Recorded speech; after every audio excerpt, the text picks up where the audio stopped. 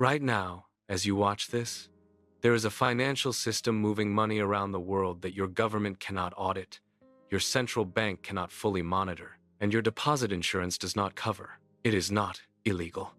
It is not hidden in the way a criminal operation is hidden. It operates in plain sight, through firms you have heard of, on trading floors you have seen photographed, using instruments that are publicly traded. And it is larger than the entire traditional banking system. The shadow banking system, the network of hedge funds, money market funds, private credit firms, unlisted derivatives dealers, crypto lenders, and structured investment vehicles that operate outside conventional banking regulation currently moves somewhere between $100 and $200 trillion. The estimates vary because the system is, by design, difficult to measure.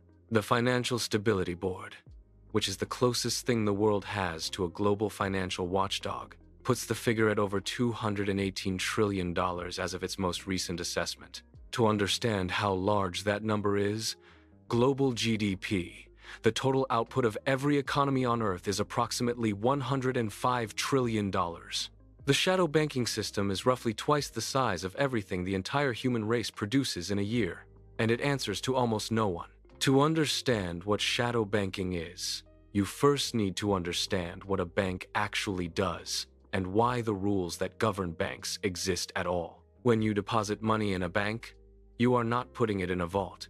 You are lending it to the bank. The bank takes your deposit, lends most of it to someone else at a higher interest rate, keeps a small reserve in case you want to withdraw, and pockets the difference. This is called fractional reserve banking, and it is the engine of the entire modern credit system. The problem with this model, as the world discovered dramatically in 1929 and again in 2008, is that it is inherently fragile. If depositors panic and all try to withdraw at once, the bank cannot pay them. The money is out on loan. The bank collapses. And because banks lend to each other and hold each other's debt, one collapse triggers another. The entire system can fall like dominoes in a matter of days. The regulatory architecture built after these crises exists for one reason: to prevent that from happening. Banks must hold minimum capital reserves. They must submit to regular stress tests. They must ensure deposits so that panicking customers have less reason to panic. They must disclose their balance sheets to regulators. They must limit the kinds of risks they can take with deposited money. The system is imperfect, slow, and expensive. But it creates a floor, a bailout mechanism, a set of circuit breakers designed to prevent a single failure from becoming a systemic collapse. Shadow banking is everything that operates outside that system.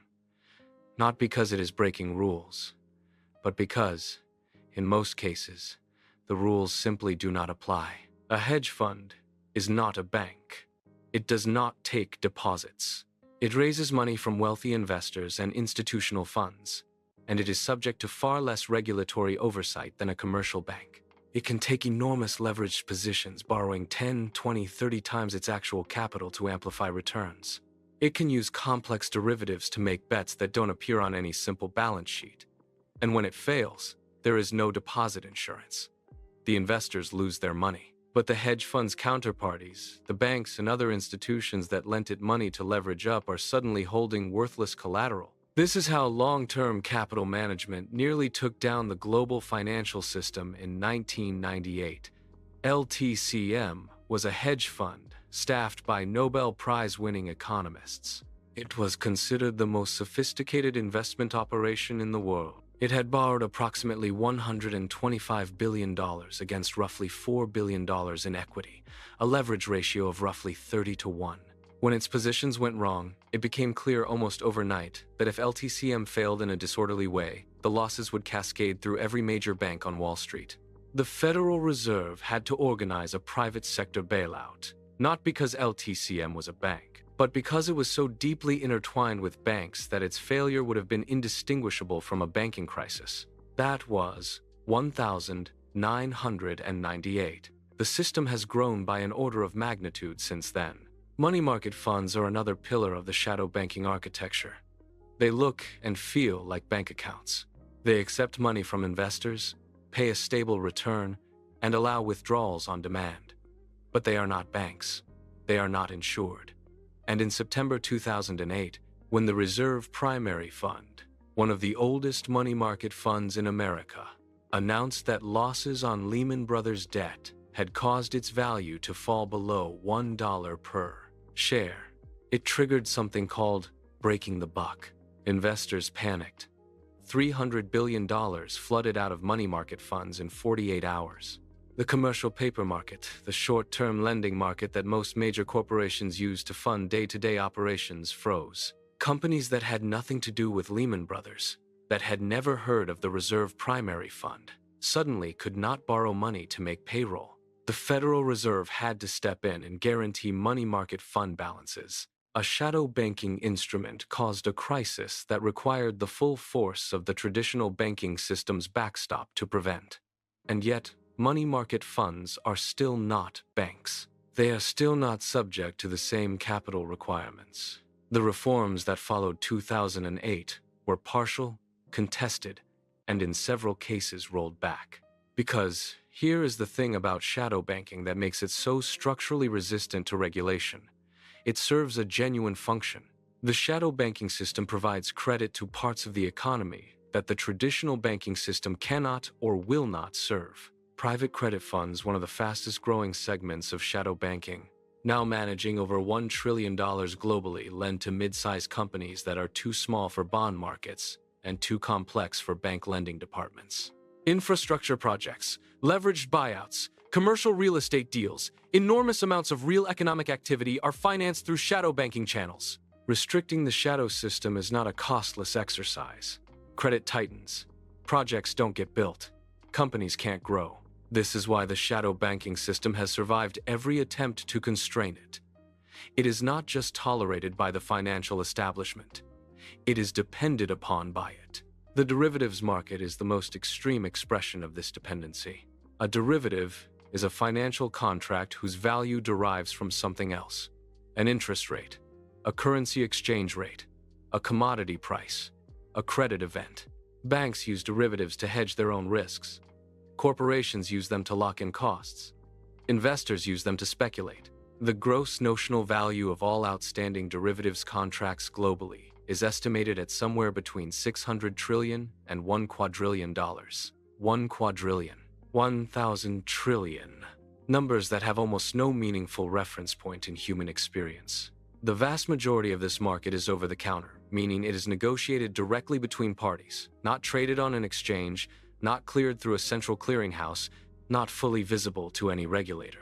When one party to a derivative contract fails, the other parties are holding a claim against an entity that no longer exists. And because derivatives chains can run through dozens of counterparties, the failure propagates in ways that are genuinely difficult to trace in real time. In 2008, AIG, an insurance company, not a bank, had sold enormous quantities of credit default swaps, a derivative that pays out when a borrower defaults.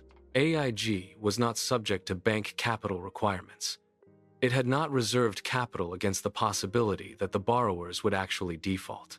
When they did, AIG faced losses it could not pay. The U.S. government stepped in with an $85 billion bailout, not to save AIG, but to save every bank and financial institution that had bought insurance from AIG and was now holding worthless paper. The shadow banking system did not cause the 2008 financial crisis alone, but it was the transmission mechanism that turned a housing market problem into a global economic catastrophe. And the reforms that followed Dodd-Frank in the United States, Basel III internationally, addressed the traditional banking system far more thoroughly than the shadow system. Derivatives clearing has improved. Reporting requirements have expanded, but the fundamental architecture remains. A regulated core banking system surrounded by a vastly larger, more lightly regulated shadow system, deeply intertwined at every level. Here is what makes the current moment different from every previous iteration of this risk. Three forces are expanding the shadow banking system faster than any previous period. The first is the retreat of traditional banks from certain lending markets following post-2008 regulation. The rules that were meant to make banks safer made them less willing to lend in certain areas. Private credit funds stepped into that gap. The private credit market, a segment that barely existed 20 years ago, has grown from essentially nothing to over $1.5 trillion in the United States alone, with no sign of slowing. The second is the rise of non-bank payment and lending platforms enabled by technology. Fintech lenders, buy now, pay later firms, digital asset platforms. These entities are performing banking functions without banking licenses, banking capital requirements, or banking oversight. When they fail, and several already have, dramatically the losses fall directly on customers and counterparties with no deposit insurance backstop. The third is crypto. The collapse of FTX in 2022 was not just the collapse of a cryptocurrency exchange. It was the collapse of a shadow bank. FTX was taking customer deposits, lending them out, using them to fund its sister trading firm, and presenting its balance sheet as solid when it was anything but. When confidence broke, the bank run was instantaneous and total. $32 billion in customer funds evaporated in days. The contagion spread to every crypto lender with exposure to FTX. Celsius, Voyager, BlockFi, all collapsed within months. Hundreds of thousands of ordinary investors lost everything.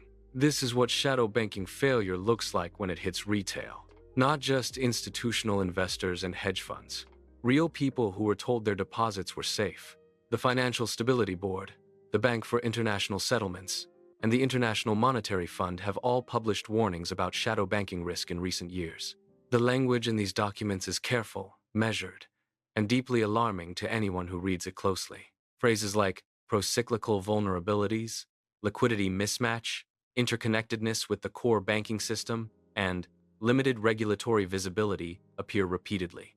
What they are describing, in the flattened language of institutional caution, is a system that amplifies booms, accelerates busts, and cannot be fully seen by the people responsible for managing its risks. The last time a shadow banking crisis hit the core financial system, it required the largest coordinated government intervention in economic history to prevent a global depression.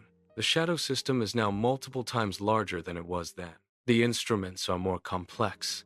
The interconnections are deeper. The regulatory coverage is incomplete. And the political will to constrain a system that provides genuine economic benefits and that employs and enriches some of the most politically connected people in the world has proven, repeatedly, to be insufficient. The next crisis will not announce itself. It never does. It will begin with a small disruption in a market that most people have never heard of. A money fund breaking the buck. A derivatives counterparty failing to post collateral. A private credit portfolio reporting unexpected losses. A crypto platform pausing withdrawals. And then, very quickly, it will not be small at all. Thanks for watching Macro Explainer. Subscribe for more clear breakdowns.